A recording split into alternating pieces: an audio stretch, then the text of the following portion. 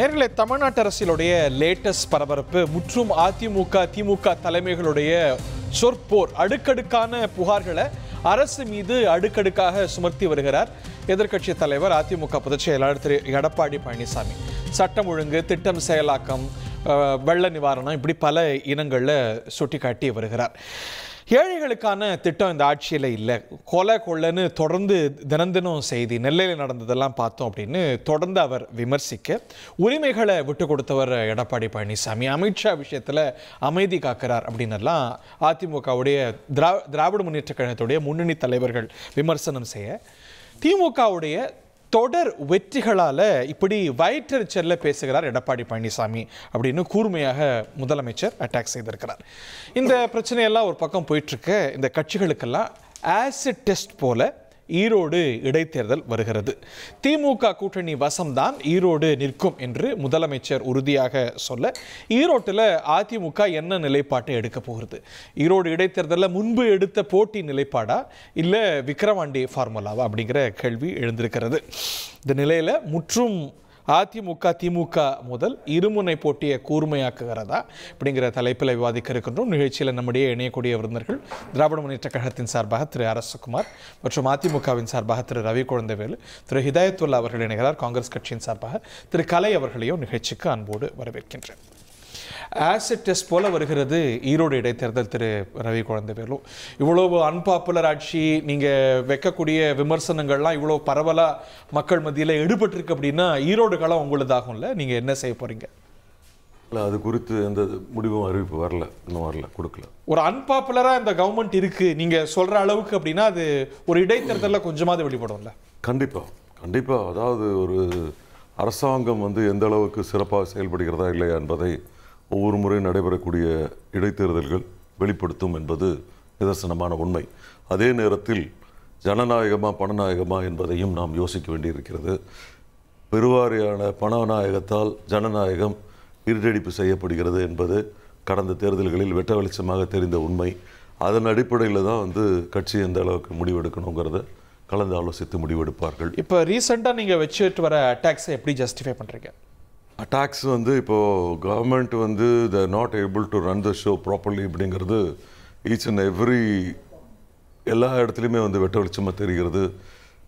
உங்களுக்கு பார்த்தீங்கன்னா மது கள்ளச்சாராயத்திலிருந்து தினம் நடக்கக்கூடிய படுகொலைகள், அப்புறம் பார்த்திங்கன்னா இளம்பெண்கள் கற்பழிக்கிறது, செயின் பறிப்பு, அதுக்கப்புறம் பார்த்திங்கன்னா போதை கலாச்சாரம், அதுக்கப்புறம் பார்த்திங்கன்னா கஞ்சாவுடைய நடமாட்டம், அதிகப்படியான நடமாட்டம், இளைஞர்கள் போதை தலைக்கேறி ரோட்டில் செல்கிறவர்களுடைய பிரச்சனைகள் பண்ணுவது, கலாட்டா நடக்கிறது, எல்லா இடத்துலையும் நடக்கக்கூடிய கொள்ளை சம்பவங்கள் எல்லாமே தொடர்பு படுத்தி பார்க்கும் பொழுது போதை அளவுக்கு அதிகமாக கட்டுப்படுத்த முடியாமல் அரசாங்கம் திணறிக் கொண்டிருப்பது, அதன் மூலமாக சட்டம் ஒழுங்கு பிரச்சனைகள் அளவுக்கு அதிகமாக இருக்கிறது என்பதை ஒவ்வொரு நாளும் நாடாளுமன்ற தேர்தலையும் நீங்க சொன்ன இதே குற்றச்சாட்டுகளை நீங்க வச்சீங்க.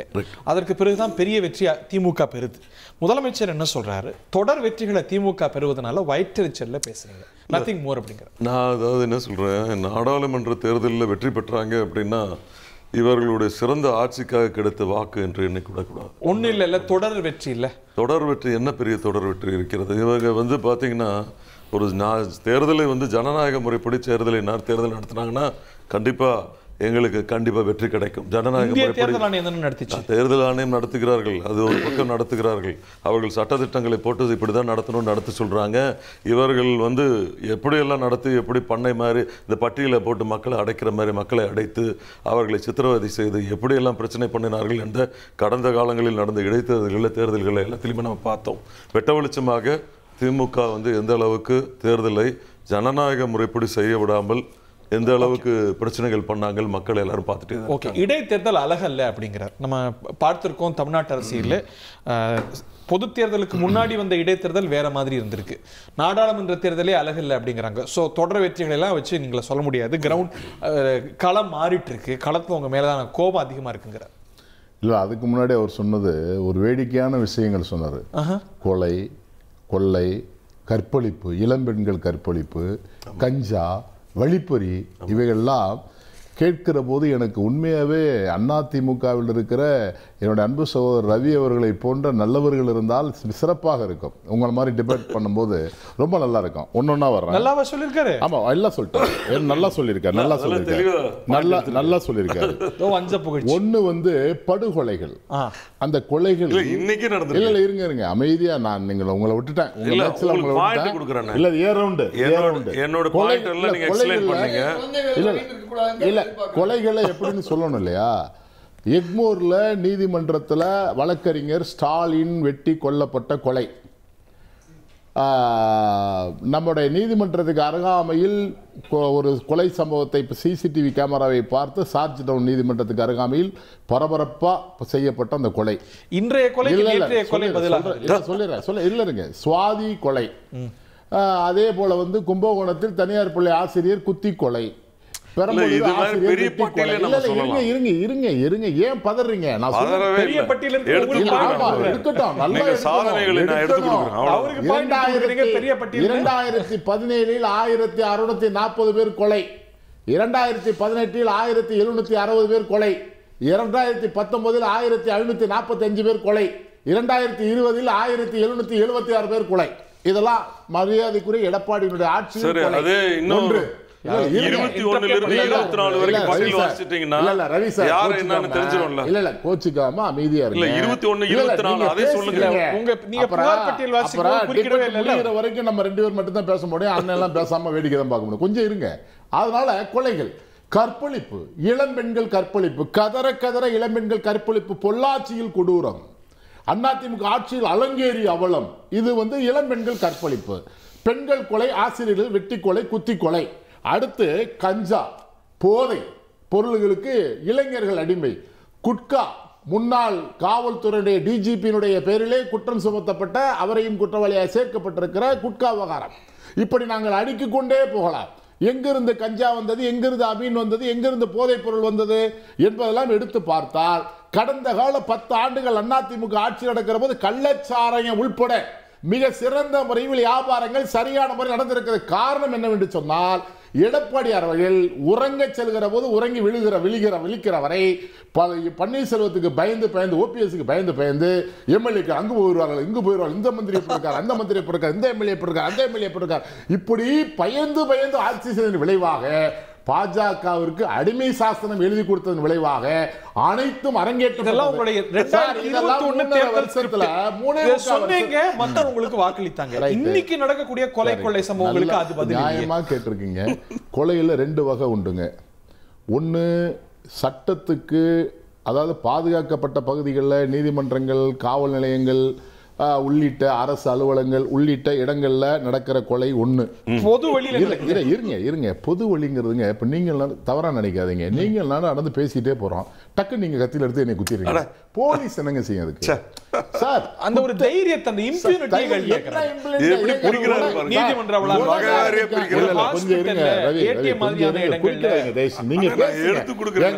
நீங்க பேசும்போது நான் குறிச்சு வச்சுட்டு பேசுறேன். நீங்க பேசுங்க, தப்பா போயிடும். என்ன பேசுறேன்னு தெரியாம போயிடும். அதாவதுங்க, கொலைகாரன் கொலை பண்ணணும்னு நினைச்சானா அவனை நீங்க வந்து என்னங்க மனைவியோட படுத்திருக்க மனைவியை கொள்றான். இது வந்து என்ன, இது வந்து உடனே தைரியம் கொடுத்தது யாருன்னு கேட்க முடியுமா? அது கேட்க முடியாது. அது வந்து ஒரு பேஷன் கிரைம். அந்த மாதிரி தாங்க ஒரு நீதிமன்ற வளாகத்தில் நடக்கும்போது என்ன நீதிமன்ற வளாகத்தில் நடக்கவில்லை. அதிமுக ஆட்சியை போல நீதிமன்ற வளாகத்தில் நீதிமன்றத்துக்குள்ளாக நடக்கவில்லை. 100 மீட்டருக்கு அப்பால் நீதிமன்றத்திலிருந்து 100 மீட்டர் தாங்க பாதுகாக்கப்பட்ட பகுதி சார். ஏங்க நான் சொல்றேன், உங்க நீதிமன்றத்தில் உள்ள புந்து வெட்டினா குத்துனாங்கிறேன். திண்டுக்கல்ல வெடிகுண்டு வீசினானே, இவ்வளவு பேசுறீங்களே,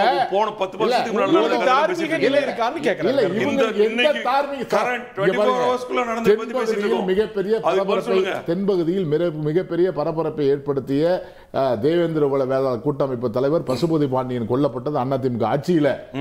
ஆடிட்டர் ரமேஷ் கொல்லப்பட்டது அதிமுக ஆட்சியில. எந்த வருஷமா அதிமுக ஆட்சியா திமுக ஆட்சியாங்கிறத பிரச்சனை. சார் நீங்க எதுல வேணாலும் போங்க, நாங்க சொன்னாங்களே எந்த கட்சி எந்த ஆட்சி சாபர் சாதிக்க சொல்லுங்க. எதுக்கு இந்த போதைப் பொருள் கடத்தலுக்கு வந்து உங்க மந்திரியே குட்கால இருக்காருங்க, நீங்க பண்ணல சாபர் சாதிக்க உங்க ஆட்சி யார் சார் சாபர் சாதிக்க? யார் சார்? அவர் திமுகவுடைய அயலக அணி செயலாளர். நான் இருக்கேன் சார் திமுகல. நீங்களே நான் நாளைக்கு ஒரு கடத்தல் பண்ண தலைவர் செய்வார் கட்சியில செய்ய அவர் பதவியில இருந்து நீக்கப்பட்டார்னு ஒதுக்கிட்டு இருக்கீங்க. நிரூபிக்கப்பட்டதா சார்? நீங்களே நிரூபிச்சிருக்கீங்க சார். குற்றம் சுமத்தப்படுகிற போது நீக்க வேண்டியது கட்சியினுடைய தலையாய கடமை. அண்ணா உள்ள வச்சிருக்க முடியாது. குற்றம் சுமத்தப்படும் பொழுது நீக்கப்பட்டார்கள் என்றால் அதற்கு முன்பு அவர் திமுகவில் அயலக அணி செயலாளராக இருந்தார் என்பதை நீங்கள் நிதர்சனமாக ஒத்துக்கொண்டிருக்கிறீர்கள். இது ஒண்ணே போதும். நான் என்ன சொல்றேன், நான் ஒத்துக்கிறேங்க. அயலக அணி செயலாளர் பொள்ளாச்சி கற்பழிப்புல பொள்ளாச்சி ஜெயராமன் குடும்பமே தலையிட்டுருக்குன்னு சொன்னா நீங்க என்ன பொள்ளாச்சி ஜெயராமன் வச்சிட்டு இருக்கீங்க? நாங்க நீக்கணும்ல, நாங்க நீக்கணும்ல. கட்சி திமுக ஜனநாயக கட்சி சார், நீக்கிச்சுல. அரஸ்ட் பண்ணி சாபர் சாதிக்கு குற்றம் பண்ணாரா இல்லையா நீதிமன்றம் முடிவு செய்யும். குற்றம் நிரூபிக்கப்படாம ஒருத்தர் மீது குற்றச்சாட்டு சொல்றீங்க, அதுவும் இதுவும் எப்படி சமமா இருக்கும்? சாபர் சாதிக்கு எப்ப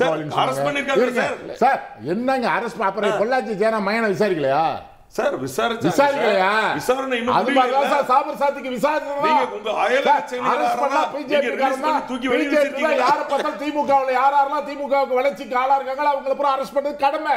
அவங்க அதே கொள்கையா வச்சிருக்காங்க. அத நாங்க சட்ட ரீதியா இது பண்றோம். அந்த கடமையை சிறப்பாக செயல்படுத்தினால் நாடு நன்றாக இருக்கும் என்பதை எதிர்க்கட்சிகள் சொல்லிக் கொண்டிருக்கிறோம். அதுல எடப்பாடி பழனிசாமி சுத்தமா கிடையாது. மக்களுக்கு சிறப்பாக சொல்லிருக்கோம். குருவி சுட்டதை போல நீங்க வந்து ஸ்டெர்லைட்ல சுட்டு கொண்டு விட்டு அப்ப நம்ம போலீஸ் சாத்தான் குளத்துல வச்சு என்ன கொடூர கொலை பண்ணிவிட்டு நீங்க போய் கொலை கற்பழிப்பு கொலை இத பத்தி பேசிட்டு இருக்கீங்க. என்ன யோக்கியதை இருக்குது அதிமுக பேசுறதுக்கு? திரு கலை,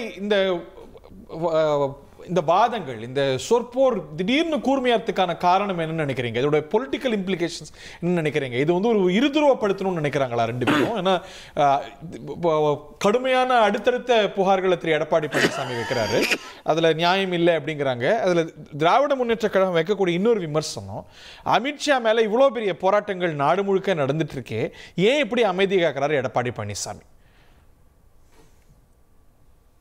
அதாவது ஒரு விஷயத்தில் எதிர்க்கட்சியாக இருப்பவர்கள் ஆளுங்கட்சியினுடைய குறைகளை எடுத்துச் சொல்வது என்பது வைத்தறிச்சலால் சொல்வதல்ல, அது அவங்களுடைய கடமை. அதற்காக தான் அவங்க மக்கள் அவங்கள எதிர்க்கட்சியாக தேர்ந்தெடுத்திருக்காங்க. அவங்கள போய் இப்போ ஏதாவது குறை சொன்னால் வைத்தறிச்சலில் பேசுகிறீங்கன்னு சொன்னால், நீங்கள் எதிர்க்கட்சியாக இருந்தப்போ அன்னைக்கு அதிமுக ஆட்சியில் நடந்த பல்வேறு விஷயங்களை நீங்கள் சுட்டி காட்டிட்டு இருந்தீங்க. அப்ப வைத்தறிச்சல்ல தான் நீங்க பேசிட்டு இருந்தீங்களா? சிஎம் என்ன சொல்றாரு, நீங்க வந்து விமர்சனம் செய்யலாம், ஆனா ஆக்கப்பூர்வமா இல்ல, சும்மா சொல்லணுங்கிறதுக்காக சொல்ற மாதிரி இருக்கு சில விஷயங்கள்லாங்கிற. எப்படி என்னது எப்படி சொல்ல முடியும்? ஆக்கப்பூர்வமா ஆணித்தரமா எப்பப்போ எத்தனை கொலைகள் நடந்துச்சு, ஒரு மாசத்துல எவ்வளவு நடந்துச்சு, ஒரு வாரத்தில் எவ்வளவு நடந்துச்சு, எல்லா விஷயங்களையும் புட்டு புட்டு வச்சாச்சு. அது என்ன பிற ஆக்கப்பூர்வமா இல்லாம அழிவுபூர்வமாவா? நீங்க கஞ்சா போதைப் பொருள் கலாச்சாரம் திமுக வந்த பிறகு அதிகமாகி இருக்கிறது. எல்லாரும் உயர் நீதிமன்றமே திமுக ஆட்சி மீது குறை சொன்னது.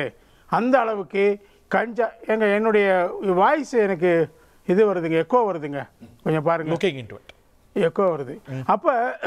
அப்ப நீங்க தொடர்ந்து என்ன பண்றீங்க? நீங்க என்ன பண்ணீங்க ஆட்சியில் அது சொல்லுங்க. ஒரு பக்கம் சட்டம் ஒழுங்கை பத்தி பேசிட்டு இருக்கிறாங்க, இருக்கட்டும். என்ன நடக்குது? ஒரு பெண் காவலரை ஒரு கூட்டத்தில் திமுக நிர்வாகிகள் பாலியல் சீண்டல் செய்கிறாங்க. அந்த தைரியம் எப்படி வந்துச்சு? அதிமுக ஆட்சியில் அது நடக்க தைரியம் இருந்துச்சு அவங்களுக்கு? ஒரு பெண் டிஎஸ்பியை தலைமுடியை பிடிச்சிட்டு அவங்கள ரவுடிகள் அட்டாக் பண்ணுறான் பொதுவெளியில் நடு ரோட்டில். இது அதிமுக ஆட்சியில் நடக்குமா? இந்த மாதிரி நடந்துச்சா? ஏன் இந்த துணிச்சல் எப்படி இவங்களுக்கு வந்துச்சு? இப்போ போதைப் பொருள் வந்து போதைப் பொருளினுடைய கூடாரமாக தமிழ்நாடு மாறிடுச்சுங்க. நீங்கள் உங்களுடைய கட்சியில் நிர்வாகியாக இருந்த ஒருத்தர், அவர் பிரம்மாண்டமான டிஸ்ட்ரிபியூஷன் நெட்வொர்க்கை தமிழ்நாடு முழுவதும் நிறுவி இருக்கிறார். நீங்கள் அவருடைய ஆன்டிசிடென்ட்ஸ் எதையுமே நீங்கள் பார்க்காம அவருக்கு பதவி கொடுத்தீங்க, அவரோட உறவாடினீங்க. அவருக்கு போலீஸ் ரெக்கார்டு இருக்குது, அவருக்கு 2013 இருக்குது. அதை கூட தெரியாமல் காவல்துறை உயர் அதிகாரிகள் அவரோட குழாவுறாங்க. இதெல்லாம் பார்த்துக்கிட்டு தான் இருக்கிறோம் நம்ம. அப்படின்னா அவருக்கு டெல்லி போலீஸ் பிடிச்ச பிறகு நீங்கள் அவர் மேலே நீங்கள் நடவடிக்கை எடுக்கிறீங்க. அது வரைக்கும் அவர் இந்த மாதிரி தவறான காரியத்தில் இருக்கார் என்பது உங்களுக்கு தெரியலைங்கிறது நுண்ணறிவு விஷயத்தில் நீங்கள் ரொம்ப பின்தங்கி டெல்லி போலீஸுக்கே அப்பதானே தெரிஞ்சது. அது கண்டிப்பாக நீங்கள் ஒத்துக்கிறணும். ஒவ்வொரு இஷ்யூ எடுத்துக்கோங்க. இந்த ஆட்சி என்ன பண்ணுது?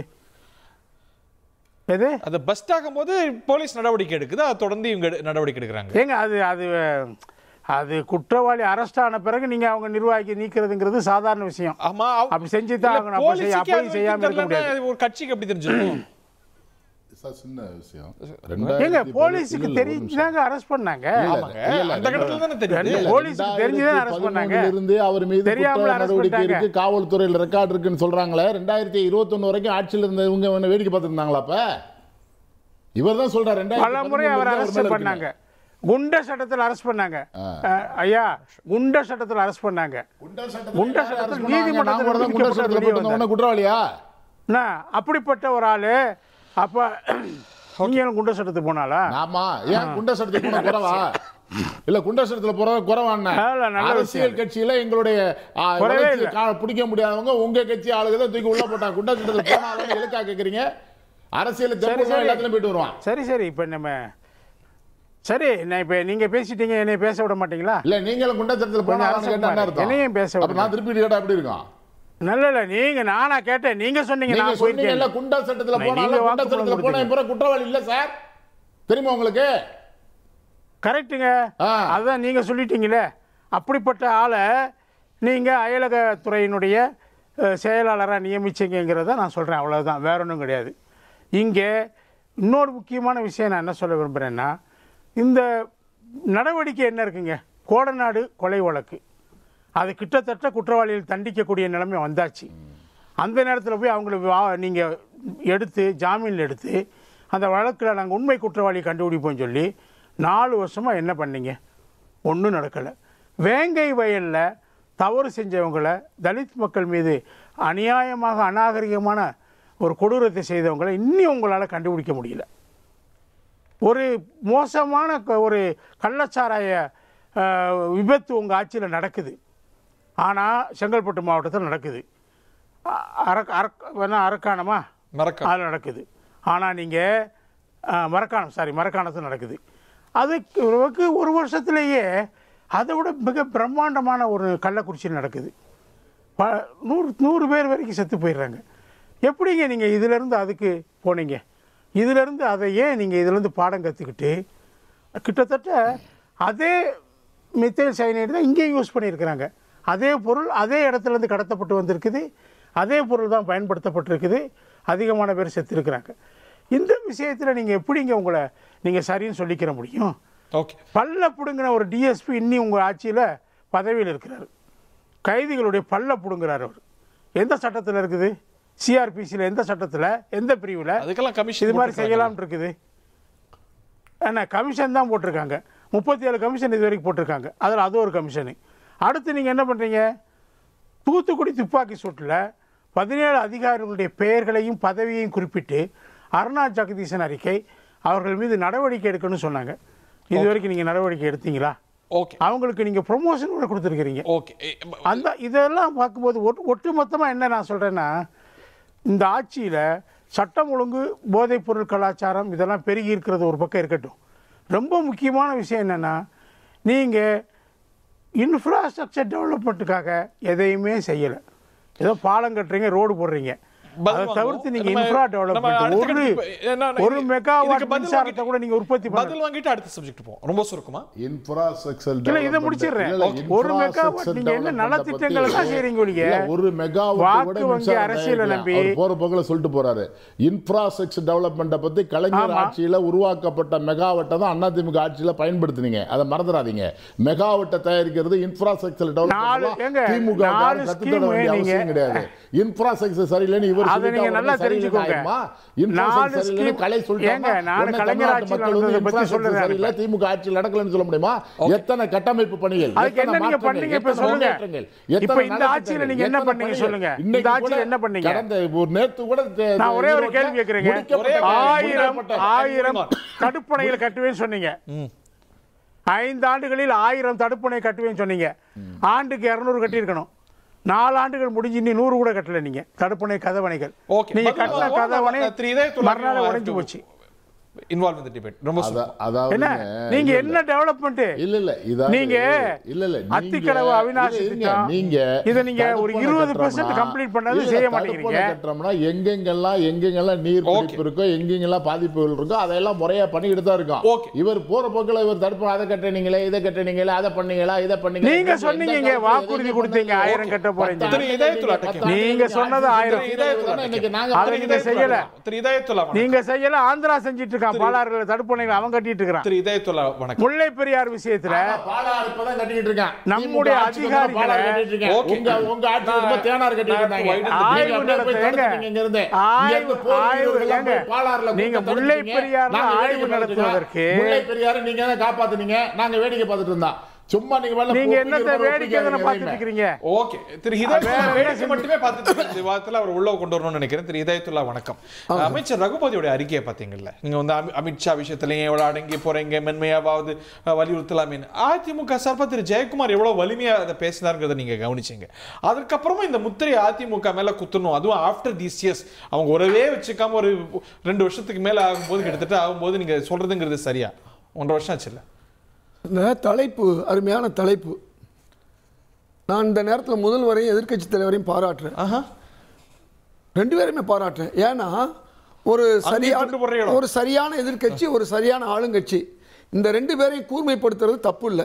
யாரோ புதுசாக சில பிளேயர்கள் வருவாங்க, அவங்க தங்களுடைய நாங்கள் தான் பெரிய கட்சி, நாங்கள் தான் 2வது கட்சி 3வது கட்சின்னு சொன்னவங்களாம் இன்றைக்கி இல்லாத ஒரு சூழலில் இன்னைக்கு முதல்வரும் எதிர்க்கட்சி தலைவரும் உருவாக்கி இருக்கிறதுக்கு நான் பாராட்டுறேன். இதுதான் ஒரு ஆரோக்கியமான அரசியல். நிச்சயமா எது நான் கேட்குறேன்னா, நீங்கள் பெரும்பாலும் இப்போ பார்த்தீங்கன்னு சொன்னால் 75 எம்எல்ஏக்கள் உள்ள அதிமுக கிட்டத்தட்ட 180 இடங்களை வைத்திருக்கக்கூடிய 60 இடங்களை வைத்திருக்கக்கூடிய திமுக கூட்டணி. நான் சொல்கிறது இன்றைக்கி புதுசாக ஒரு பிளேயரை உருவாக்கி அந்த கட்சி ஆட்சிக்கு வரும் இந்த கட்சி ஆட்சிக்கு வருங்கிறத விட இந்த இருமுனை போட்டியை வந்து இன்றைக்கி பேசுகிறதுக்கு நீங்கள் முயற்சி பண்ணியிருக்கீங்க.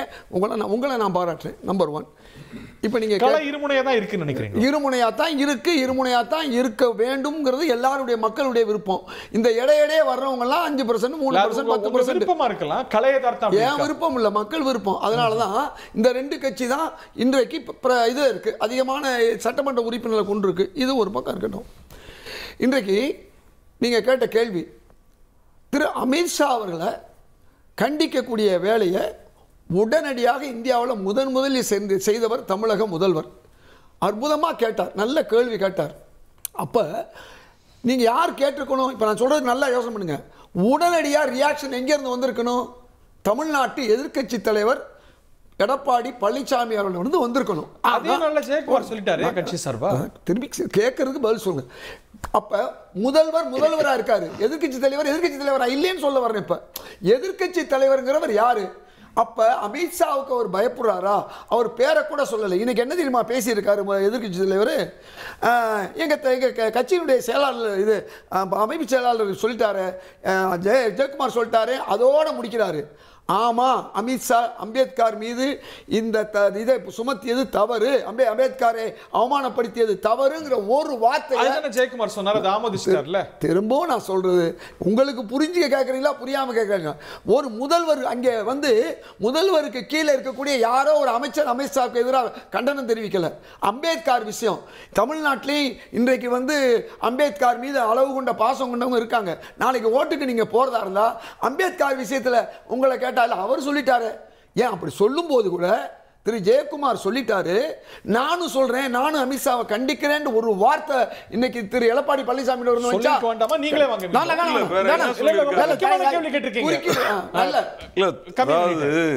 ஒவ்வொரு கட்சிக்கும் ஒரு நடைமுறை இருக்கிறது, ஒரு நாகரிகம் இருக்கிறது. சரிங்களா? புரட்சி தலைவர் எம்ஜிஆர் அவர்கள் ஆட்சியில் இருக்கும் பொழுது, திரு கருணாநிதி அவர்கள் எதிர்க்கட்சி தலைவராக இருக்கும் பொழுது ஒரு பிரச்சனை வருகிறது. சட்டசபையில் ஒரு பெரிய பிரச்சனை வருது. அந்த சட்டசபையில் பிரச்சனைகள் வரும்பொழுது அண்ணா திராவிட முன்னேற்ற கழக தொண்டர்கள் கருணாநிதியை பார்த்து மரியாதை குறைவாக வார்த்தைகளை உபயோகப்படுத்துகிறார்கள். உடனே அவர் என்ன புரட்சித் தலைவர் சொல்லுகிறார், அவர் எனக்கு இதற்கு முன்பு தலைவராக இருந்தவர், மரியாதையாக அவர் பெயரை உபயோகப்படுத்த வேண்டும். அதுக்கு என்ன சம்பந்தம்? இல்லை, நான் என்ன சொல்கிறேன்னா, எதிர்க்கட்சியாக இருந்தாலும் அந்த நாகரிகத்தை நாகரிகத்தோட நீங்க வந்து சொல்ல வர ஒரு நிமிஷம் சொல்ல கண்ணாபின்னு பேசணும் அவசியம் இல்ல. நான் என்ன சொல்றேன் சார், உள்துறை அமைச்சரா இருக்காரு, அவரை நாங்க பார்த்து தான் பேசணும் அப்படின்றாரு. நான் என்ன சொல்றேன், நான் பேசவே இல்லை. அவங்க எல்லாருக்கும் வாய்ப்பு கொடுத்துருக்கீங்க. இல்ல இல்ல, நீங்க அந்த கேள்வியை எனக்கு பேசி முடிச்ச உடனே கேட்டீங்கன்னா ஓகே, தம்பி ரவி குழந்தைகள் குறுக்கிட இல்லாம பேசுவாரு. முடிச்சிருங்க. அவர் விளக்கமே ஒன்றும் பதிவாக அவர் எப்ப அவர் கடந்து போயிடுறாரு பாருங்க. இல்ல அப்படி சொல்றாரு. அப்ப சொல்லிட்டு அப்ப என்ன சொல்றாரு, எதிர்க்கட்சி தலைவராக இருந்தாலும் சரி, எதிரணியில் இருந்தாலும் சரி, அவர் எனக்கு இதற்கு முன்பு தலைவராக இருந்தவர். இல்ல நான் சொல்லி முடிச்சிடறேன். தலைவராக இருந்தவர், அவரை எப்படி நடத்தணுமோ அப்படிதான் நடத்தணும். அதே போல சில குற்றச்சாட்டுகள் வரும்பொழுது புரட்சி தலைவர் எம்ஜிஆர் அவர்கள் நேரடியாக கருணாநிதியை, கலைஞர் கருணாநிதி அவர்களை டைரக்டா வந்து அட்டாக் பண்றது கிடையாது. அவர் சிஸ்டம் வச்சிருந்தாரு. திமுக பத்தி பேசல. ஒரு நிமிஷம் சொல்லி முடிச்சிடுறீங்கல்ல, இல்ல ஒரு நிமிஷம் அட்டாக் பண்றீங்கல்ல, ஒரு எக்ஸாம்பிள் நான் சொல்லி முடிச்சிடுறேன். திமுகவை அட்டாக் பண்ண வேண்டும் என்றால் குழந்தைவேல் அவர்கள் அந்த வேலையை செய்ய வேண்டும். காங்கிரஸை அட்டாக் பண்ண வேண்டும் என்றால் காளிமுத்து அவர்கள் பண்ண வேண்டும். அமித்ஷாவை அட்டாக் பண்ணனும். அந்த ஸ்ட்ராட்டஜின்னு ஒன்னு இருக்கு அதிமுகல. நான் என்ன சொல்றேன், இதற்கு ஒரு நிமிஷம் சொல்லி முடிச்சிடுறேன். இதற்கு முன்பு அவர்களோடு நாங்கள் வந்து கூட்டணி வைத்திருக்கிறோம். அவர் ஒரு மூத்த தலைவராக இருக்கிறார், சரிங்களா? அவர் ஒரு மத்திய அமைச்சராக, அதெல்லாம் ஒரு பக்கம். இன்னொன்னு, அதிமுகல ஒரு கல்ச்சர் இருக்கு. எடுத்த உடனே யாரை எங்க எப்படி அட்டாக் பண்ணி பேசணும்ங்கறத ஒரு ப்ரொசீஜர். நாட்டுல எல்லாரும் போராடுறாங்க. அதற்கு உரிய காரணம் இல்ல. நான் என்ன சொல்றேன், இதே கேள்வி இன்னொரு கேள்வி நான் கேட்கலாம். எல்லா கட்சியும் இன்னொரு கேள்வி இல்ல, நான் என்ன சொல்றேன், இங்க பாருங்க, எங்களுடைய மூத்த அமைச்சர் ஒருவர், அமைப்பு செயலாளர் ஒருவர் அதை பேசி விட்டார் என்று எங்க கட்சி தலைவர் சொல்றாரு. அதற்கு அப்புறம் நான் இன்னொரு கேள்வி கேட்கிறேன். முதலமைச்சர் அவர்கள் தொட்டது 90க்கெல்லாம் பிஜேபி வந்து சங்கிகள் என்றும் மோசமாக எவ்வளவு விமர்சனம் பண்ணமோ எல்லாம் பண்றாரு. பண்ணிட்டு அவருடைய தந்தை காயின் நினைவு வெளியிடும்போது யாரை கூட்டிட்டு வர்றாரு? ராஜ்நாத் சிங்கை கூட்டிட்டு வர்றாரு. நீங்க பேசுவது ஒன்று, நீங்க என்ன, நான் என்ன சொல்றேன், நீங்க உங்க ஸ்ட்ராட்டஜி படி கூட்டணியில் இருக்கக்கூடிய சோனியா காந்தியோ இல்ல ராகுல் காந்தியோ கூட்டிட்டு வரீங்க. நீங்க எதுக்கு இவரை கூட்டிட்டு வர்றீங்க? அப்ப என்ன உங்களுக்கு ஸ்ட்ராட்டஜி இருக்கு? ஏன் நீங்க அமித்ஷாவை கூட்டிட்டு வந்திருக்கலாம்ல? ஏன் கூட்டிட்டு வரல? சொல்றேன், அமித்ஷா வந்து திமுக ஒரு ஊழல் கட்சின்னு கழுவி ஊத்தி இருக்கு. அவரை கூட்டிட்டு வந்து அந்த நாணயத்தை வெளியிட்டு இருக்கலாம்ல, வெளியிட முடியல. ஏன் ராஜ்நாத் சிங்கத்தை தேர்ந்தெடுக்கிறீங்க? ராஜ்நாத் சிங் உங்களை பத்தி எதுவும் பேசல, நீங்க உடனே அவரை டார்கெட் பண்ணி கூட்டிட்டு வர்றீங்க. அப்ப என்ன ஸ்ட்ராட்டஜி இருக்கு? கூட்டணி வைத்துக் கொள்வது காயின் வெளியிடுறது யாரை வச்சு? சங்கின்னு சொல்ற பிஜேபி வச்சு. என்ன ஸ்ட்ராட்டஜி இருக்கு உங்களுக்கு? ஒரு ஸ்ட்ராட்டஜி கிடையாது. உங்களுக்கு தேவைப்படுகிற நேரத்தில் மக்களை முட்டாள்கள் ஆக்குவதற்காக என்னென்ன பண்ண முடியுமோ பண்றீங்க. நீங்க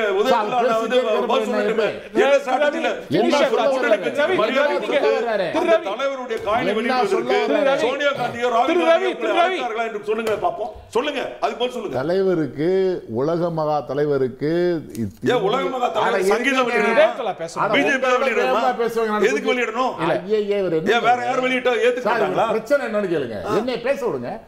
உலக மகா தலைவருக்கு, இந்தியா போற்றுகிற ஒப்பற்ற அரசியல் தலைவனுக்கு, இருங்க சார், விவரத்தை கேளுங்க, மத்திய அரசின் பிரதிநிதியாக மத்திய அமைச்சரவை எடுக்கப்பட்ட, மத்திய அரசு எடுக்கப்பட்ட முடிவின் அடிப்படையில் ராஜ்நாத் சிங் ஒன்றிய அரசுடைய பிரதிநிதியாக கலந்து கொண்டாரு ஒழிய அவங்க வா இவங்க வாங்க திமுக கூப்பிடுறதுக்கு அவசியம் இல்ல. அது இது தந்தி டிவி நிகழ்ச்சியா ரவி குழந்தைகள் நிகழ்ச்சியான்னு தெரியல, மாறிடுச்சு. என்னன்னா அவருக்கு என்ன பதில் சொல்லும்போது எங்க அப்பன் குதிரைக்குள்ள இல்லைன்னு அல்லது சேம் சைட் கோல் போட்டாரு. எம்ஜிஆருக்கு கலைஞர் பதில் சொன்னார், கலைஞருக்கு எம்ஜிஆர் பதில் சொன்னார். இப்போ நான் அதைத்தான் திரும்ப கேட்கிறேன். கொஞ்சம் நீ நான் எல்லாம் புரிஞ்சதுதான். அன்னைக்கு என்ன சொன்னார் எம்ஜிஆர், எங்க தலைவர் கலைஞர் பேசாதீங்கன்னு சொன்னார். இப்போ நான் என்ன திரும்பவும் சொல்றேன், திரு அமித்ஷா தவறு செய்தார் அப்படின்னு சொல்லி ஒரு முதல்வர் பேசுறாருங்கும் போது ஒரு கட்சி தலைவராகவும் பேசுறாரு. நீங்க எதிர்கட்சி தலைவர், அது அல்லாம அதிமுகவுடைய பொதுச் செயலாளர், எவ்வளவு பேர் பேசலாம் இங்க அதிமுக, அதெல்லாம் முக்கியம். கேள்வி என்ன கேள்வி, ஏன் எடப்பாடியார் அவர்கள் அமித்ஷா மேல ஒரு வார்த்தை சொல்லல? நீங்க நாங்க பாஜக விட்டுட்டு வெளியே வந்தோம் அப்படிங்கிறது பொய். நீங்க இன்னும் அவங்க பிடியில தான் இருக்கீங்க, பிஜேபி பிடியில தான் இருக்கீங்க. நீங்க எப்படியாவது சிறுபான்மை வாக்குகளை வாங்குறதுக்கு நீங்க பொய் சொல்றீங்கிறது இதுல தெளிவா தெரியுது. இது ஒரு பக்கம் இருக்கட்டும். நீங்க வந்து தொடர்ந்து எடப்பாடி பழனிசாமி மீது, அதிமுக மீது ஒரு டெம்ப்ளேட்டா விமர்சனம், அதிமுக பிஜேபியோட பி டீம், அமித்ஷாக்கு பயப்படுறாரு அப்படின்னு. இது எவ்வளவு நாள் சொல்ல போறீங்க? அவங்க அந்த கூட்டணியிலேருந்து கடந்து வந்து ஒரு வருஷத்துக்கு மேல ஆச்சு. பொதுக்குழுவில் பார்த்துருப்பீங்க, பிஜேபியோட எலக்ட்ரல் பர்ஃபார்மன்ஸை கடுமையாக விமர்சிக்கிறாரு. மத்திய அரசை வலியுறுத்தி பல தீர்மானங்கள், அந்த அவகாசமே வச்சுக்கிறதுல மீண்டும் மீண்டும் அடித்து சொல்கிறாங்க பிஜேபியோட கூட்டணி கிடையாதுன்னு. இந்த பூச்சாண்டி எவ்வளோ நாள் எடுப்போம்? நீங்கள் சமீபத்தில் திரு அண்ணாமலை வந்து எவ்வளோ நாளாச்சுப்பா தெரியுமா உங்களுக்கு? அதிமுகவை தாக்குறது இல்லை, மேலிடமே சொல்லிருச்சு. தேர்தல் வரையும் பொறுமையாக. அதிமுக பிஜேபியை தாக்குதே, அது தாக்குற மாதிரி தாக்குறது. ஓஹோ, அதாவது தாக்குறதுல வித்தியாசம் இருக்குது. அதனால் மயிலரகால் தாக்குறதுங்கிறது வேற, அதுவும் தாக்குறது தான். அதெல்லாம் இருந்துட்டு போகுது. நான் கேட்குறது, இன்றைக்கு அதிமுகவை பொறுத்தவரை நீங்கள் உங்களுக்கு அவங்களுடைய ஆட்சி காலத்தில் இப்போ நீங்கள் நேரம் இப்போ சட்ட ஒழுங்கு பேசியிருந்தீங்க, தனி சட்ட ஒழுங்கு அங்கே நம்ம இந்த ஒவ்வொரு சப்ஜெக்டா கடந்து போவோம். திரு காலை இதுக்கு பதில் சொல்லுங்க. நம்ம டைவர்ட் ஆயிடும். திரு காலை பதில் சொல்லுங்க. அந்த ஒரு விமர்சனம் கூர்மையாகுது இல்ல, அமித்ஷாவை கண்டிக்கல, போராடல, தீர்மானங்கள் எல்லாம் வலியுறுத்தல் தான், கண்டனம் இல்லை அப்படின்னு அவங்களுடைய தியரிக்கு வலு கூடுது இல்ல. அமித்ஷா வரும்போதெல்லாம், தமிழ்நாட்டுக்கு வரும்போதெல்லாம் நான் ஏன் அவரை போய் பார்க்கணும்னு சொல்லி முதலமைச்சராக இருந்த எடப்பாடி வெளிப்படையாக சொல்லியிருக்காரு.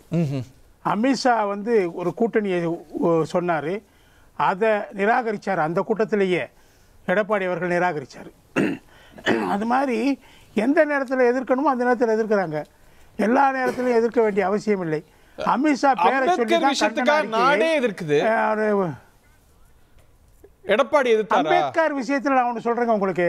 ஏங்க, அம்பேத்கர் விஷயத்துல இந்தியா கூட்டணி ஆகட்டும், என்டிஏ கூட்டணி ஆகட்டும், அம்பேத்கர் பேரை பயன்படுத்துவதற்கு அவருக்கு விழா எடுப்பது எல்லாத்தையும் என்ன காரணம்னா, தலித் வாக்குகளை 20% 23% இருக்கக்கூடிய பட்டியலின மக்களுடைய வாக்குகளை கவர்வது தான் அவங்களுடைய ஒரே நோக்கம்.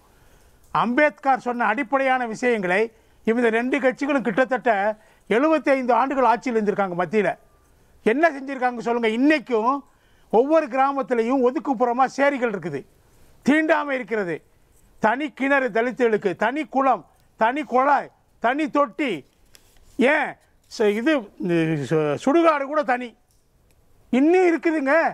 நீ என்ன பண்ணீங்க தலித் மக்களுக்கு?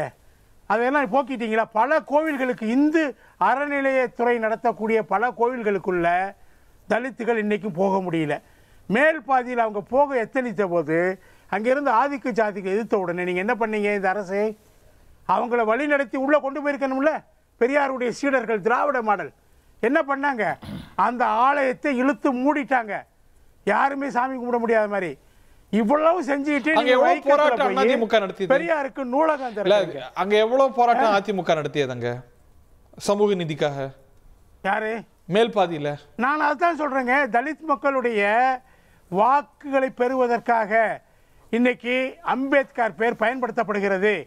இதுல போட்டி நடக்குது. 2 பேரும் நாடகம் நடத்துறாங்க. அந்த நாடகத்திலிருந்து அதிமுக ஒதுங்கி இருக்கிறது நல்லது நான் சொல்லுவேன். நல்லதுன்னு தெரியுதே. அந்த தலித் மக்களுடைய வாக்குகளை ஏற்பதற்காக, கவர்வதற்காக என்ன ஒரு டோக்கனிசம்க்குள்ள நாங்க வரல. கூலி ஒரு இல்ல இல்ல நான் சொல்லிடுறேன். கூலி விவசாயிகள் தான், நிலமற்ற கூலி விவசாயிகள் தான் இந்தியாவில் வறுமை கோட்டுக்கு அதிகமாக இருக்கிறாங்க. அந்த கூலி விவசாயிகள்ல, நிலமற்ற கூலி விவசாயிகள்ல 80% பேர் தலித் மக்கள். அதில் உங்களால் மாற்றம் கொண்டு வர முடிஞ்சா? நிலப்பகிர்வு கேரளாவை தவிர வேற எந்த மாநிலத்திலே கொண்டு வர முடிஞ்சா? திராவிட மாடலுங்கிறீங்க, சமூக நீதிங்கிறீங்க, எங்கெங்க அவங்களுக்கு சமூக நீதி நீங்க கொடுத்திருக்கீங்க? திமுக நோக்கி கேட்டிருக்கறனால சும்மா அம்பேத்கர் பேரை பயன்படுத்துறது 2 கட்சிங்க. இத நான் பொதுவாவே எல்லாரையும் மாடல்ங்கறாரு. திராவிட மாடல்ல என்ன பண்ணீங்கங்கறாரு. அவர் குழப்பத்துல இருக்காரு. 2 கட்சிகளுமே அம்பேத்கருக்கு ஒண்ணும் செஞ்சறல, அதனால நாங்க அந்த விஷயத்துல பெருசா உள்ள நுழையல அப்படின்னு சொல்றாரு ஒரு பக்கம். அப்புறம் திராவிட மாடல் தலித்து மக்களுக்கும் அம்பேத்கர் கொள்கையை எந்த அளவுக்கு கொண்டு சேர்த்திருக்குங்கிறது மக்களுக்கு தெரியும். இவருக்கு என்ன கலைக்கு என்ன தெரியும்? மேல் பாதி இவங்க ஆட்சியில எத்தனை பாதியா போயிருக்கு கோயில்? மேல் பாதி ஒண்ணுதானே. மேல் பாதி ஒண்ணு. நாங்க என்ன ஒரு சாரருக்கு இப்ப சப்போர்ட் பண்ணோமா என்ன? ஏங்க, ஒரு கலவரம் இருக்கு, ஒரு பிரச்சனை சுமூகமா இல்லைன்னா அது சுமூகமா இருக்க வரைக்கும் நடவடிக்கை, கோயிலை திறந்து பிரச்சனை விட்டுக்கிட்டு குத்துட்டு சாகுறான்னா அது சரி பண்ற வரைக்கும் மூடி போடுறதே, அடைச்சு போட்டுட்டு மற்ற வேலைகள் பார்க்க தப்பு கிடையாது. அது ஒன்றும். அதனால என்ன ஊரு பூரா மூடிக்கிட்டு இவங்க இருந்தாங்களே 10 வருஷம், இவங்க என்ன தலித்து மக்களுக்கு என்ன பண்ணிட்டாங்க? அம்பேத்கர் கொள்கையை என்ன பண்ணிட்டாங்க? இவங்க பிஜேபி போட குத்தடிச்சு இருந்தாங்களா? அப்ப அம்பேத்கர் கொள்கையை பத்தி எங்க பேசுனாங்க? நாடாளுமன்றத்தில் எங்க பேசுனாங்க? இதெல்லாம் சும்மாங்க. டங்ஸ்டன்ல என்ன பண்றாரு? டங்ஸ்டன்லாம் குதிச்சாரு. சாயந்தரமே தம்பிதுரை ஆதரிச்சாரு அப்படிங்கிறத வெளியே வந்தோன்னா சுரங்க ஏலத்தை தம்பிதர் ஆதரிச்சார் வெளியே வந்தோடனே ஆட்டோமேட்டிக்காக ஆஃப் ஆயிட்டாங்க. அது மாதிரி இப்போ வந்து இவ்வளவு பேசுறாங்க மைனாரிட்டிங்கிறாங்க. ஏன் அந்த நீதிபதி சொன்னாரு சேகர் யாதவ் அவர் பேசினார்ல இழிவுபடுத்தி இஸ்லாமிய மக்களை, அதுக்கு இவர் என்ன கையெழுத்து கேட்டாங்களா போட்டாங்களா அவங்க பார்லிமெண்ட்? இவங்க அதெல்லாம் அது இல்ல சார், அமலாக்கத்துறைக்கு பயம் எடப்பாடிக்கு, அதனால அமித்ஷாவை பேசுறது இல்ல. எடப்பாடி போய் அமித்ஷா பார்க்கவே இல்லையா? போய் பார்த்துக்கிட்டு இருந்தாங்களா? அப்புறம் என்ன இங்க வந்தா வெளி உலகத்துக்கு தெரியாம வச்சுக்கிட்டீங்க அவ்வளவுதானே.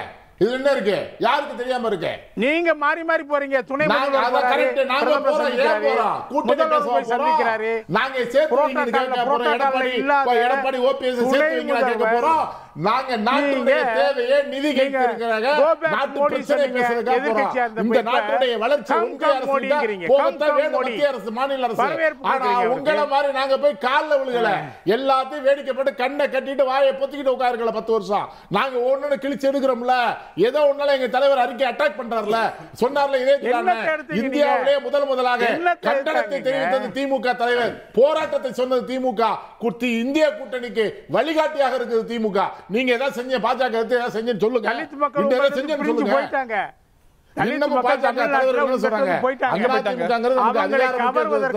நாடகத்தை நடத்துறீங்க, அம்பேத்கர் நாடகத்தை நீங்க நடத்திட்டு இருக்கீங்க. நீங்க நாடகம் நடத்துறீங்க, அம்பேத்கருக்கு நான் சிலை வச்சேன் அப்படி சொல்றத விட நாடகம் நடத்துறீங்க. ஒரு டோக்கனிசம்ல தான் நீங்க ஒரு பிரதமரை வந்து ஒரு ஓபிசி பிரதமரா வச்சுக்கிட்டு ஓபிசிகளுக்கு எதிராக சட்டத்தை கொண்டு வருது, பழங்குடியிற்கு ஒரு ஜனாதிபதியை உருவாக்கிட்டு பழங்குடி மக்களுக்கு வந்து தாழ்த்தப்பட்ட மக்களுக்கு ஸ்காலர்ஷிப் குறைக்கிறது, ஒரிசாவில் வந்து வேதாந்தா போன்ற நிறுவனங்களுக்கு பழங்குடி மக்களுடைய இடங்களை கொடுக்கிறது. நான் கேட்கல, நான் சொல்லி முடிச்சுக்கிறேன், நீங்க கேட்டீங்கல்ல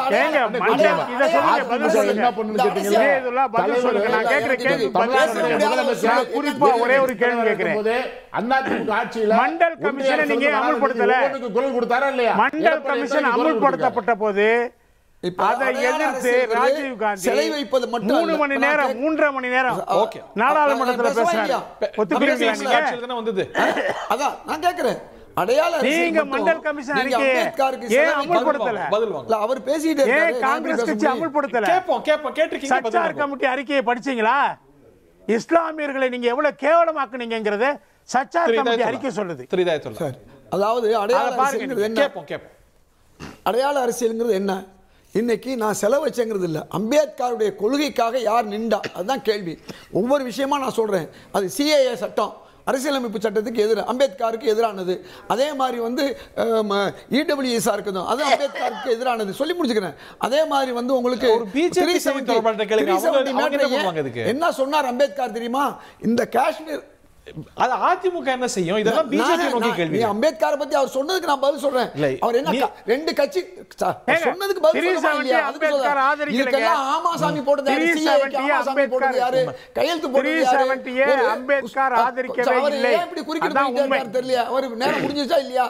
இல்ல அவரை பேச சொல்லுங்க. இல்ல 370 நீங்க அம்பேத்கர் ஆதரிச்சார் சொல்றீங்களே, 370 அம்பேத்கர் ஆதரிக்கல. It is on record. Okay, ஏன் 370 வேணான்னு சொன்னார் அம்பேத்கர் தெரியும் உங்களுக்கு? ரொம்ப தெளிவா சொன்னார் அவரு. இன்னைக்கு வடகிழக்கு மாநிலம் எல்லாம் அன்றைக்கு காஷ்மீரை பிரிக்கும் பொழுது அதை 3ஆக பிரிக்க வேண்டும் என்று சொன்னது மாத்திரமல்ல, இன்னைக்கு இருக்கக்கூடிய ஆசாத் சொன்னதுக்கு கேளுங்க, அதுதான் சார் டிபேட். நீங்க என்ன மறிக்கிறீங்க? அவர் சொல்லி அதனாலதான் அவர் நான் திரும்ப சொல்றேன், அம்பேத்கர் விஷயத்தில் நான் ஒண்ணு சொல்றேன், நீங்க இங்க வந்துட்டீங்க, அவர் கேட்கறது பதில் கேட்கறீங்க, அதுக்கு நான் சொல்லித்தான் ஆகணும். அன்னைக்கு டாங்கேயும் சவர்காரையும் தோக்கடிச்சாங்க யாரு? அம்பேத்கர். இதுதான் நடந்தது. மகாத்மா காந்தி அவரை அரசியல் சட்டம் எதுக்கு சொல்ல வர்றேன்? 3 நாளா பிஜேபி நோக்கி கேள்வி. அதெல்லாம் கேள்வி. நீங்க அரசியலமைப்பு சட்டத்துக்கு எதிராக ஒவ்வொரு சட்டங்களையும் அதிமுக ஆதரித்ததா இல்லையா? அதாவது சிறுபான்மைக்கு எதிராக முத்தலாக் கொண்டு வரும்போது என்ன செஞ்சிச்சு? நான் கேட்கிற கேள்வி, சிஏஏ கொண்டு வந்துச்சு, இலங்கை தமிழர்களுக்கு இங்க வந்த சிஏஏ வந்து எதிராக தானே இருந்துச்சு, அந்த சிஏஏ எப்படி நீங்க ஆதரிக்கலாம்? அப்ப பிஜேபி செஞ்ச அவ்வளவு விஷயங்களுக்கும் தமிழ்நாட்டில் தமிழர்களுக்கு வேலை இல்லை வடநாட்டுக்காரர்களும் வேலை கொடுக்குறான்னு ஒரு சட்டத்தை கொண்டு வந்தாங்க இல்லையா, அந்த சட்டம் பிஜேபி சொன்னோன்னே ஏன் கேட்டீங்க? இதே செல்வி ஜெயலலிதா அவர்கள் உதயமின் திட்டத்தை கூடாதுன்னு சொன்னாங்கல்ல, அந்த உதயமின் திட்டத்துக்கு வந்து நீங்க ஏன் ஆதரவு கொடுத்தீங்க? நான் கேட்கிறேன் அதிமுகவை. இப்படி கேள்வி பூரா என்னன்னா, பாஜகவுக்கு அடிமை சாசனம் இன்றைக்கு அதை பத்தி பேசுறதுல என்ன அர்த்தம் இருக்கு? இன்னைக்கு நான் சொல்றேன், அதிமுக ஒரு எதிர்க்கட்சி, அதை நான் ஏற்கனவே நான் பாராட்டிட்டேன். அந்த எதிர்க்கட்சி தொடர்ந்து பேசலாம், பாஜக செய்யக்கூடிய அவ்வளவு தப்புகளுக்கும் யார் காரணம்?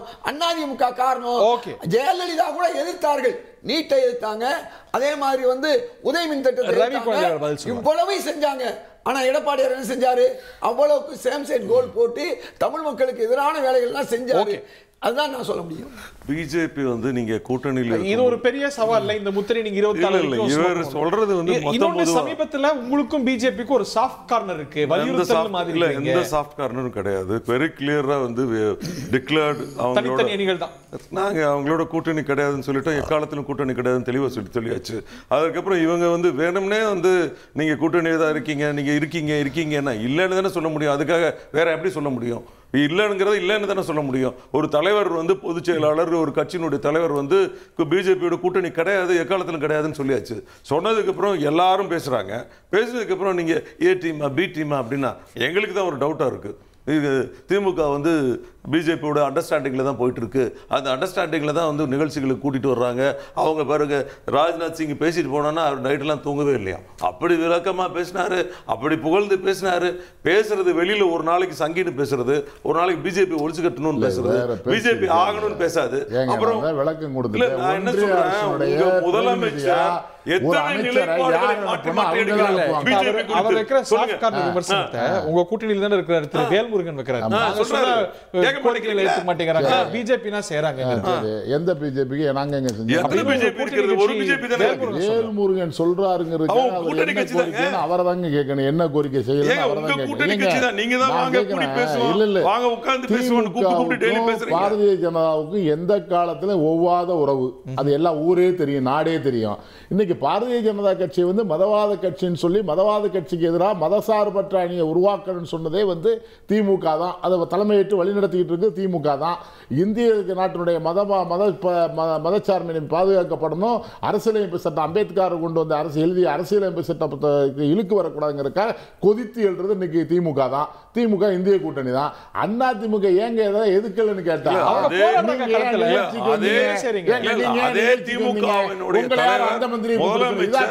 ராஜ்நாத் சிங்கை பேசி அதை புலங்கீதம்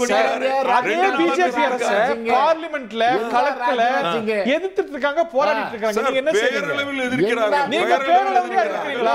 மறைமுகமாக அவர்களோட பேரளவிலே எதிர்க்கிறீங்களா? பேரளவுல எதிர்க்கிறாங்க. உண்மையில நீங்க பேரளவிலே எதிர்க்கிறீங்க. நாங்க வந்து பகிரங்கமா வலியுறுத்தி தான செய்றீங்க. பகிரங்கமா எதிர்க்கிறோம். பிஜேபி கூட்டணி இல்லைங்கிற தீர்மானத்துல பிஜேபி திராவிடம் என்றால் என்ன என்று கேட்டால் அறிஞர்களை தான் கேட்க வேண்டும் என்று சொன்ன எடப்பாடி கட்சியை சேர்ந்த சகோதரர் ரவி அப்படித்தான் பேசுவார். நாங்கள் பேரளவுக்கு எதிர்க்கிறோமா அல்லது பார்லிமெண்டரை உலுக்கி கொண்டிருக்கோமா என்றது இந்திய தேசத்தை சேர்ந்த மக்களுக்கு தெரியும். இவர் சொன்னதுனால கிடையாது. இங்கு இந்த தொலைக்காட்சி, தந்தி தொலைக்காட்சி பார்த்து கொண்டிருக்கிற மக்களுக்கு தெரியும். பாராளுமன்றத்தை ஒவ்வொரு நாளும் எவ்வளவு பிரச்சனை நடந்துகிட்டு இருக்கு, எவ்வளவு போர்ஸா எடுத்துக்கிட்டு இருக்கு, ஒவ்வொரு பிரச்சனை எவ்வளவு பிரச்சனை பண்ணிட்டு இருக்கோம். இன்னைக்கு மத்திய ஒன்றிய அரசு நிதி கொடுக்காமலே நிதி வஞ்சனை செய்கிற போது இன்றைக்கு ஆட்சி நடத்தி கொண்டிருக்கிற எங்களுக்கு எவ்வளவு தழும்பு இருக்கும், எவ்வளவு வேதனை இருக்கும். பிஜேபி ஆதரவு, பிஜேபி எதிர்ப்பு, அவங்க சாஃப்ட் கார்னரா போறாங்க அப்படின்னு தொடர்ந்து சொல்லி வர்றீங்க. அந்த ஸ்கிரிப்ட் இந்த தேர்தலில் எடுபடுமா? இன்னைக்கு வந்து ஒரு சட்டமன்ற தேர்தலுக்கான நரேட்டிவ், அதற்கான பிரச்சனைகள். இப்பதான் நீங்க முக்கிய புள்ளிக்கே வந்திருக்கீங்க. கரெக்டா கேட்டீங்க, சந்தோஷமான கேள்வி. இப்ப திமுகவோட இருக்கிற கூட்டணி கட்சிகள்லாம் எங்களோட வந்து விடுவார்கள், அங்கே கசப்பு இருக்கிறது, அங்கே புகைகிறது, அங்கே வேகிறது, அங்கே எரிகிறதுன்னு சொன்னார்ல எடப்பாடி. இன்னைக்கு கொள்கையில் எங்க நிற்குது இந்திய கூட்டணி? கொள்கைக்கான கூட்டணி இந்திய கூட்டணி. எலெக்ஷனுக்காக கூட்டணி பேசுற கூட்டணி அல்ல. இன்றைக்கு ஒரு அம்பேத்கர், இன்றைக்கு இஸ்லாமிய அம்பேத்கர் அவமானப்படுத்தப்படுகிற போது, இன்றைக்கு அம்பேத்கரை குறைத்து பேசுகிற போது கொதித்து எழுகிறது இந்திய கூட்டணி. அந்த கூட்டணியுடைய அங்கமாக இருக்கிற முக்கிய தலைவராக இருக்கிறவர் எங்களுடைய மாண்புமிகு மரியாதைக்குரிய மக்களின் மகத்தான முதல்வர். ஏன் சொல்றேன்னா, இன்னும் கேட்டுக்கொண்டே சொல்லிடுறேன், மக்களை நோக்கிய தேர்தல் சார், சட்டமன்ற தேர்தல். மக்களுக்கும் எங்களுக்கும் உண்டான உறவு. இந்த மக்கள் ஏழை மக்களுக்கு, அடித்தட்டு மக்களுக்கு, ஒடுக்கப்பட்ட மக்களுக்கு, விளிம்பு நிலை மக்களுக்கு, படித்த சார் நான் கேட்கிறேன், இந்த இளைஞர்களுக்கு இந்த 4 ஆண்டுகள், இந்த 3.25 வருஷத்துல இளைஞர்களுக்கு கொடுக்கப்படுகிற ஊக்கம், விளையாட்டுத்துறையா இருக்கட்டும், மகளிருக்கு கொடுக்கப்படுறது, புதுமை பெண் திட்டமா இருக்கட்டும், அதே மாதிரி நான் முதல்வன் திட்டமா இருக்கட்டும், அல்லது வந்து மக்களை தேடி மருத்துவம், மக்களை தேடி மருத்துவம் 2 கோடி பேரை முடிச்சிருக்காருங்க, நேற்று துவக்க முடிச்சு வச்சிருக்காருங்க முதல்வர். இதெல்லாம் மக்களுக்கான திட்டம் சார், மக்களுக்கான ஆட்சி. அம்மா கிளினிக் எல்லாம் மூடிட்டு, அம்மா கிளினிக் எல்லாம் ஓரங்கட்டிட்டு, மக்களுக்கு பேரை மாத்திட்டு மக்களுக்கு என்ன விவரம் புரியாம இருக்கா? இல்ல என்ன தெரியாம இருக்கு? கூட்டணியில பிரச்சனை இல்லை, பிரச்சனை இல்லைங்கிறீங்க. உங்க கூட்டணியில இருக்கிறவர் தனியா மாநாடு போட்டு உங்களுக்கு எதிராக நடத்துறாரு. வேல்முருகன் உங்களுக்கு எதிராக பிரச்சாரம் பண்ணிட்டு இருக்காரு, உங்களுக்கு எதிராக பேசுறாரு. உங்களால அது பதில் சொல்ல முடியல. கூட்டணியில புகைச்சல் நாங்க சொன்னது உண்மையா வெளி உலகத்துக்கு தெரிஞ்சிருச்சுல்ல. இன்னும் வரப்போற தேர்தல்ல உங்களோட நிக்க போறாங்களா இல்ல வெளியே நிக்க போறாங்களா? ஈரோடு தேர்தல்ல தெரியும். எதிர்க்கட்சி தலைவரும் முதலமைச்சரும் கடுமையாக சொல்லாடி கொண்டிருக்க ஒரு இருமுனை போட்டி கூர்மையாகிறதா இல்ல இந்த ஒரு பலமுனை போட்டி தானா?